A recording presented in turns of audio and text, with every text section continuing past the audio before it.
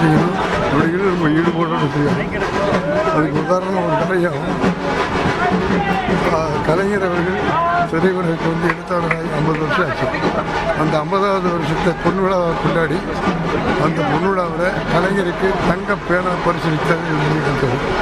அது மாதிரி அந்த பணியில் நானும் ஒரு கூட பணியாற்றினேன். அப்போ அவருடைய வேலைகள் அவர் செஞ்ச ஆளுமை எல்லாம் எனக்கு தெரிஞ்சது. ஆகவே ஒரு சுதந்திர மனிதராக, மனிதநேயம் உள்ள மனிதராக, யார் வீட்டுக்கு வந்தாலும் விருந்தோம்பல் செய்கிற மாதிரி அத்தனை பேருக்கும் அசைவ சாப்பாடு போட்டு எல்லாரையும் கவனிக்கக்கூடிய மனிதராக இருந்தார்.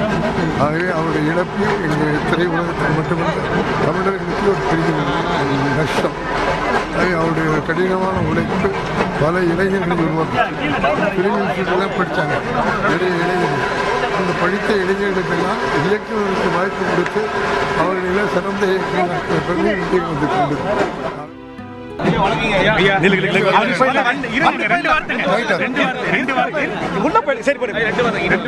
தேசிய முற்போக்கு திராவிட கழகத்தின் தலைவர் விஜயகாந்த் அவர்களுக்கு இந்திய கம்யூனிஸ்ட் கட்சியின் சார்பில் அஞ்சலியை தெரிவித்துக் கொள்கிறேன்.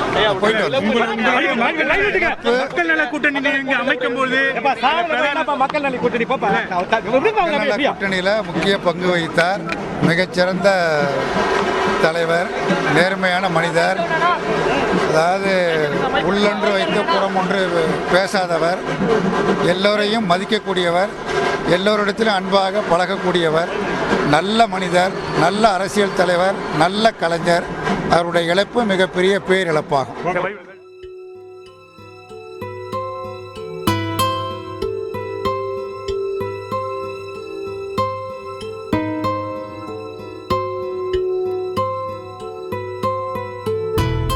உடனே சப்ஸ்கிரைப் பண்ணுங்க.